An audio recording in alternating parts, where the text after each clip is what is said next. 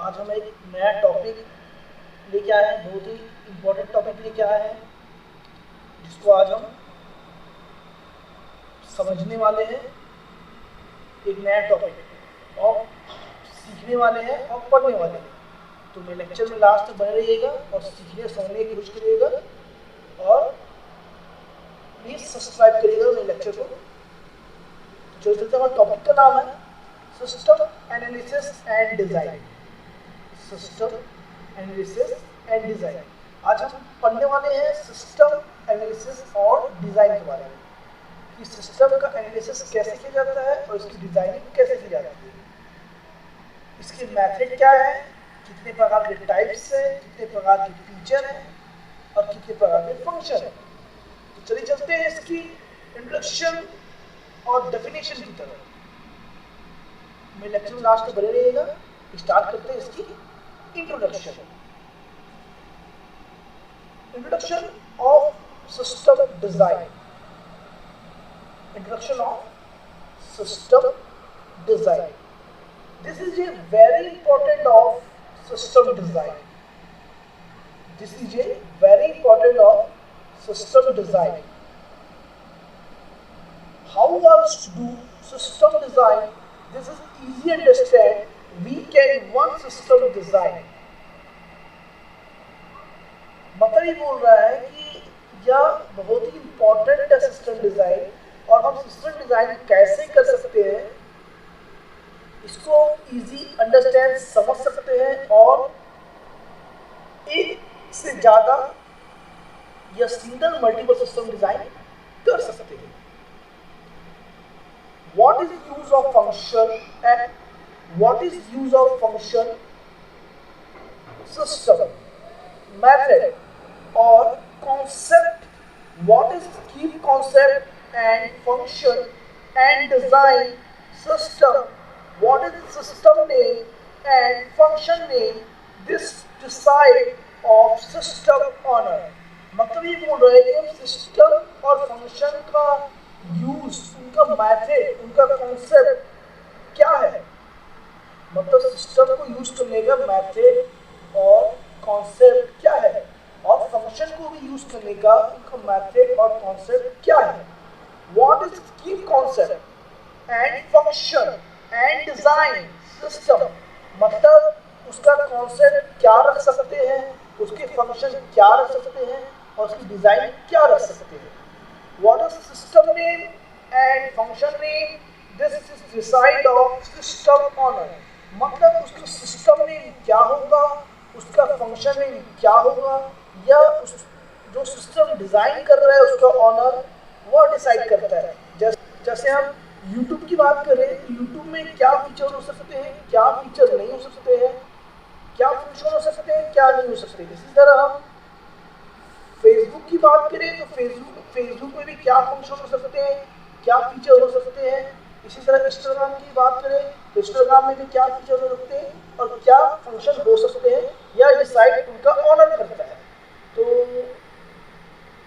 हमें भी सिस्टम जब हम कुछ बनाएंगे, कुछ सिस्टम क्रिएट करेंगे तो हमें डिसाइड करना पड़ता है कि उसके अंदर क्या फंक्शन रहेंगे, क्या फीचर रहेंगे, कितने टाइप के फंक्शन हम उनमें रख सकते हैं, कितने टाइप के फीचर हम उनमें क्रिएट कर सकते हैं और क्या टास्क होगा और क्या टास्क नहीं होगा। जो कुछ भी रहेगा ये उसका ऑनर डिसाइड करता है, जो सिस्टम को डिजाइन कर रहा है, जो सिस्टम को बना रहा है, जो सिस्टम को क्रिएट कर रहा है, या उसका ऑनर डिसाइड कर रहा है और कोई दूसरा डिसाइड नहीं कर सकता। बाकी जो यूजर रहेगा वह सिस्टम को बना सकता है, क्रिएट कर सकता है, लेकिन उसके अंदर क्या फंक्शन रहेंगे, क्या फीचर रहेंगे, क्या टास्क रहेंगे, या सिस्टम का ऑनर डिसाइड करता है। तो यह थी इसकी introduction, system analysis and design. यहां से समझते चलिए और सीखते चलिए। ध्यान से लेक्चर को सुनिए और सीखने की कोशिश करिए और समझने की कोशिश करिए। Characteristics of A system. अब हम बात करने वाले हैं कैरेक्टरिस्टिक ऑफ ए सिस्टम। इसे फर्स्ट जो बोल रहा है ऑर्गेनाइजेशन, सेकंड बोल रहा है इंटरेक्शन, थर्ड बोल रहा है इंटरडिपेंडेंस, फोर्थ बोल रहा है इंटीग्रेशन, फिफ्थ बोल रहा है सेंट्रल ऑब्जेक्टिव। अब ऑर्गेनाइजेशन क्या है? इससे फर्स्ट जो बोल रहा है ऑर्गेनाइजेशन, ऑर्गेनाइजेशन क्या है? ऑर्गेनाइजेशन मतलब संगठन, मतलब एक साथ जब सारे कंपनी के जो एम्प्लॉय रहते हैं वो एक साथ काम करते हैं, उसको बोलते हैं ऑर्गेनाइजेशन। मतलब एक ऑनर जो है वो ऑर्गेनाइज करता है अपने टास्क के लिए सारे एम्प्लॉय को, उसी को बोलते हैं ऑर्गेनाइजेशन, ताकि टास्क आसानी से हो सके, जल्दी हो सके और सही समय पर टास्क हो सके। इसको बोलते हैं ऑर्गेनाइजेशन। और मतलब संगठन, सारे एम्प्लॉय का संगठन एक ही टास्क को पूरा करने में जो समय लगता है और सारे एम्प्लॉय एक ही टास्क पूरा करते हैं, मिलकर पूरा करते हैं, उसको बोलते हैं ऑर्गेनाइजेशन, मतलब संगठन। सेकंड है इंटरेक्शन, मतलब ये भी ऑर्गेनाइजेशन से कनेक्टेड है। इंटरेक्शन मतलब सारे एम्प्लॉय जो है इंटरेक्ट होकर एक साथ होकर ध्यान देके काम करेंगे, तो वो होगा इंटरेक्शन, ताकि टास्क जल्दी पूरा हो सके एक साथ। मतलब दोनों आपस में कनेक्टेड है, ऑर्गेनाइजेशन और इंटरेक्शन।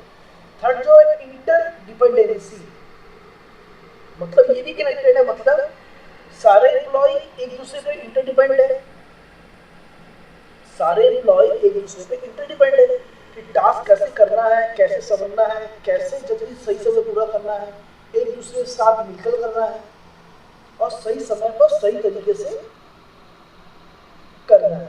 उसको बोलते हैं इंटरडिपेंडेंसी, मतलब एक दूसरे पे डिपेंड होना, इसको बोलते हैं इंटरडिपेंडेंसी। लेकिन सबका टास्क जो होगा ऑनर डिसाइड करेगा कि किस तरह क्या फंक्शन यूज करना है, क्या फीचर यूज करना है, ये ऑनर डिसाइड करेगा। बाकी एम्प्लॉय सिर्फ उसको टास्क को पूरा करेंगे और कंप्लीट करेंगे।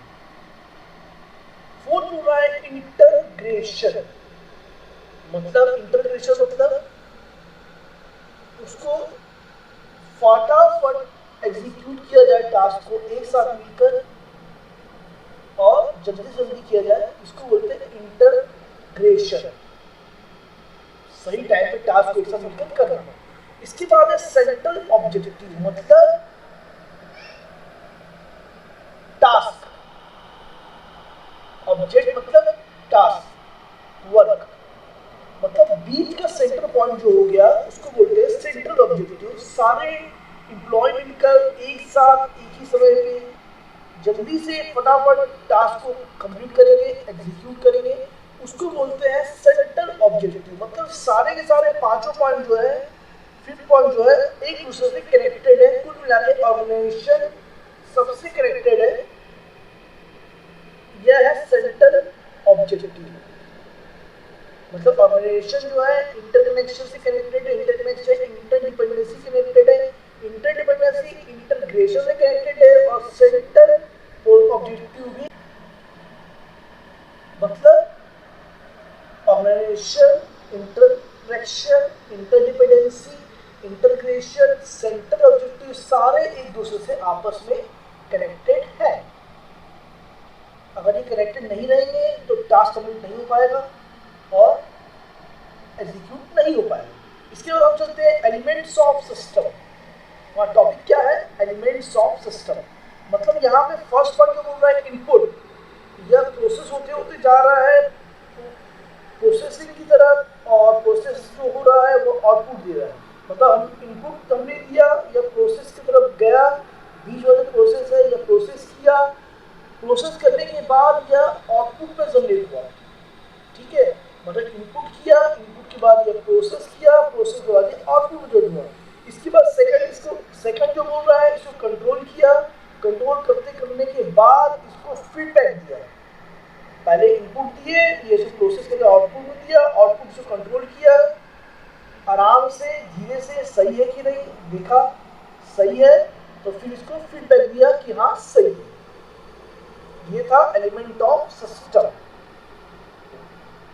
Types types of system. इसमें फर्स्ट पॉइंट जो है फिजिकल सिस्टम, सेकंड जो है ऑब्स्ट्रैक्ट सिस्टम, थर्ड जो है ओपन सिस्टम, फोर्थ जो है क्लोज सिस्टम और फिफ्थ जो है information system. Classification of system, ठीक है, classification of system. First point जो है ऑफिस ऑटोमेशन सिस्टम,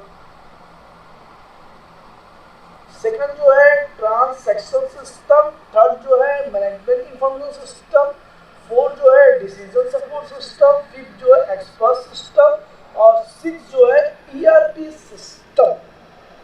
ठीक है, अब कर लेते हैं टाइप्स ऑफ सिस्टम के बारे में। इससे फर्स्ट जो है फिजिकल सिस्टम। फिजिकल सिस्टम क्या होता है? जिसको हम अपने हाथों से टच करके उसको काम कर सके। जैसे कि टेबल जो है, अगर हमें टेबल बनाना है तो हम टेबल को, लकड़ी को पकड़ेंगे, लकड़ी को पकड़ने के बाद हम उसको टेबल बनाएंगे, वो कहलाता है फिजिकल सिस्टम। सेकेंड है ऑब्स्ट्रैक्ट सिस्टम, मतलब ऑब्स्ट्रैक्ट मतलब सॉफ्टवेयर के बारे में बात कर रहे हैं कि सॉफ्टवेयर को बिना पकड़े हाथ से सॉफ्टवेयर सिस्टम में बना सकते हैं, इसको बोलते हैं ऑब्स्ट्रैक्ट सिस्टम। थर्ड बोल रहा है ओपन सिस्टम। ओपन सिस्टम मतलब ये ओपन है, कोई इसमें कोड वगैरह नहीं है, कोई ऐसा रूल्स नहीं है कि हम इसको क्रिएट नहीं कर सके, सिस्टम को चेक ना कर सके, सिस्टम को एग्जीक्यूट ना कर सके, मतलब ये ओपन है। फोर्थ जो है क्लोज सिस्टम, यह क्लोज रहेगा, इसके रूल्स और रेगुलेशन रहते हैं, इसको फॉलो करने के बाद ही हम इसको ओपन कर सकते हैं और फिर ये क्लोज हो जाएगा। फिफ्थ जो है इंफॉर्मेशन सिस्टम, ये जो है हमें इंफॉर्मेशन देता है सारी डेटा के बारे में, सारे मैट्रिक के बारे में, सारे फंक्शन के बारे में और सारे फीचर के बारे में। इसके बाद है क्लासिफिकेशन ऑफ सिस्टम। इससे फर्स्ट जो है ऑफिस ऑटोमेशन सिस्टम, मतलब ये ऑफिस के वो काम के लिए, ऑफिस के टास्क के लिए एग्जीक्यूट किया जाता है या ऑटोमेटेड रहता है। इसको हमें ड्राइव करने की जरूरत नहीं पड़ती, एग्जीक्यूट करने की जरूरत नहीं पड़ती। Automatic office automation system automatic generate होता रहता है और टास्क को एग्जीक्यूट करता रहता है। सेकंड जो बोल रहा है ट्रांसैक्शन सिस्टम, मतलब ये ट्रांसैक्शन सिस्टम मतलब ट्रांजैक्शन के लिए यूज किया जाता है। एक्सपोर्ट और इंपोर्ट मतलब आयात और निर्यात के लिए ट्रांसैक्शन सिस्टम यूज किया जाता है। थर्ड जो है मैनेजमेंट इंफॉर्मेशन सिस्टम, यह मैनेजमेंट की इंफॉर्मेशन लेने के लिए यूज किया जाता है, मैनेजमेंट के लिए यूज किया जाता है, इंफॉर्मेशन देने के लिए और इंफॉर्मेशन लेने के लिए। फोर्थ जो है डिसीजन सपोर्ट सिस्टम, या डिसीजन के लिए यूज किया जाता है, कौन सी डिसीजन करेक्ट होगी, कौन सी डिसीजन करेक्ट नहीं होगी, कौन सा एग्जीक्यूट होगा, एग्जीक्यूट नहीं होगा, या डिसीजन सपोर्ट सिस्टम का यूज करके हम पता कर सकते हैं। तो यह हमें इसलिए हम यूज करते हैं डिसीजन सपोर्ट सिस्टम, डिसीजन लेने के लिए किसी भी प्रकार, किसी भी टास्क में। एंड फिफ्थ जो है एक्सपर्ट सिस्टम, जो है एक्सपर्ट का मतलब कोई भी कार्य को अच्छे से कैसे किया जाए, बिना एरर के, सही समय पर, सही तरीके से, जल्दी और बिना गलती के कैसे किया जाए, यह एक्सपर्ट सिस्टम का यूज किया जाता है। एंड सिक्स है ईआरपी सिस्टम, मतलब इंटरप्राइज रिसोर्स प्लानिंग, मतलब कितना रिसोर्सेज लगेगा, कितना प्राइस लगेगा, कहाँ तक इसका यूज होगा, यह हमें ईआरपी सिस्टम बताता है। कितना बजट में टास्क हो जाएगा, कितना बजट लगेगा, कितना फाइनेंस खर्चे होंगे, कितना रिसोर्सेज लगेगा, यह हमें बताता है ERP system.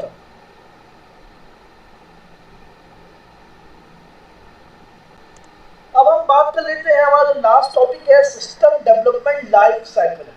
System development life cycle, यह फर्स्ट जो दिया हुआ है study of the problems, second दिया हुआ है मेकिंग प्लान, थर्ड दिया हुआ है सिस्टम एनालिसिस, फोर्थ दिया हुआ है सिस्टम डिजाइन, फाइव दिया हुआ है प्रोग्राम डेवलपमेंट, सिक्स दिया हुआ है प्रोग्राम टेस्टिंग, 7 दिया हुआ सिस्टम में इम्प्लीमेंटेशन और 8 दिया हुआ है मेंटेनेंस। इसमें फर्स्ट की बात करें स्टडी ऑफ द प्रॉब्लम, तो जो स्टडी करने में प्रॉब्लम आ रही है वह यहाँ पे बता रहा है स्टडी ऑफ प्रॉब्लम्स। ठीक है। सेकंड जो मेकिंग प्लान, मतलब प्लान कैसे बनाया जाता है कोई भी टास्क करने के लिए, एग्जीक्यूट करने के लिए, वह हमें मेकिंग प्लान के थ्रू पता चलता है, हम चेक कर सकते हैं मेकिंग प्लान के थ्रू। यह हमें बताएगा कि प्लान कैसे बनाना है, टास्क कैसे करना है, टास्क कैसे एग्जीक्यूट करना है। थर्ड जो है सिस्टम एनालिसिस, मतलब सिस्टम एनालिसिस हमें बताता है कि हमारा टास्क में कहाँ प्रॉब्लम है, कहाँ सही है, कहाँ गलत है, एग्जीक्यूट होगा कि नहीं होगा। इससे हम अपने टास्क को चेक कर सकते हैं और सही कर सकते हैं सिस्टम एनालिसिस के द्वारा। फोर्थ जो है सिस्टम डिजाइन, यह हमें सिस्टम डिजाइन कर देता है, हमारा सिस्टम कैसे बनेगा, कैसे कार्य करेगा, कैसे कार्य नहीं करेगा, पूरा पूरा सिस्टम को ही डिजाइन कर देता है हमारे टास्क को पूरा करने के लिए। फिफ्थ जो है प्रोग्राम डेवलपमेंट, या प्रोग्राम को डेवलप करता है, प्रोग्राम में क्या क्या वर्क हो सकते हैं, क्या क्या टास्क हो सकते हैं, क्या क्या फंक्शन हो सकते हैं, क्या क्या फीचर हो सकते हैं, यह प्रोग्राम को डेवलपमेंट करता है। सिक्स जो है प्रोग्राम टेस्टिंग, यह प्रोग्राम को टेस्ट करता है कि प्रोग्राम सही तरह एग्जीक्यूट होंगे कि नहीं होंगे, प्रोग्राम में क्या प्रॉब्लम है, प्रोग्राम में क्या प्रॉब्लम नहीं है, यह हमें प्रोग्राम टेस्टिंग बताता है। सेवन जो है सिस्टम इम्प्लीमेंटेशन, सिस्टम को इम्प्लीमेंट करना, सिस्टम को बढ़ाना, सिस्टम को डेवलप करना, यह सिस्टम इम्प्लीमेंटेशन का यूज किया जाता है। 8 जो है मेंटेनेंस, सिस्टम का मेंटेनेंस कैसे किया जाता है, सिस्टम के एरर को दूर करना, सिस्टम के पार्ट्स को सही करना, सिस्टम की जो भी प्रॉब्लम है सही करना, सिस्टम को चेक करना, सिस्टम को एग्जीक्यूट करना, कुल मिलाकर सिस्टम को सही करना ताकि सिस्टम सही तरीके से काम कर सके, चाहे सॉफ्टवेयर पार्ट हो चाहे हार्डवेयर पार्ट हो, या मेंटेनेंस के थ्रू यूज किया जाता है सिस्टम को सही रखने के लिए। ये 8 टाइप्स है सिस्टम को करेक्ट करने के लिए, सिस्टम को सही तरीके से टास्क को पूरा करने के लिए और एग्जीक्यूट करने के लिए। तो ये था हमारा lecture system analysis and design का, जो मैंने आपको एक्सप्लेन किया। तो आप धीरे धीरे समझिए, धीरे धीरे पढ़िए और सीखने की कोशिश करिए और समझने की कोशिश करिए, आपको समझ आ जाएगा। 2-3 बार पढ़ेंगे, 2-3 बार समझेंगे तो आसानी से समझ आएगा। मेरे लेक्चर को शुरू से लेकर लास्ट तक समझिए और सीखने की कोशिश करिए, इस टॉपिक को पढ़िए। अब कुछ ना समझ आए तो कमेंट कर सकते हैं, मैं आपको समझा दूंगा। वीडियो पसंद आया तो, लेक्चर पसंद आया तो वीडियो लाइक कीजिए, सब्सक्राइब कीजिए एंड शेयर कीजिए। तब तक मिलते हैं नेक्स्ट लेक्चर में नए टॉपिक में, तब तक keep watching and thank you.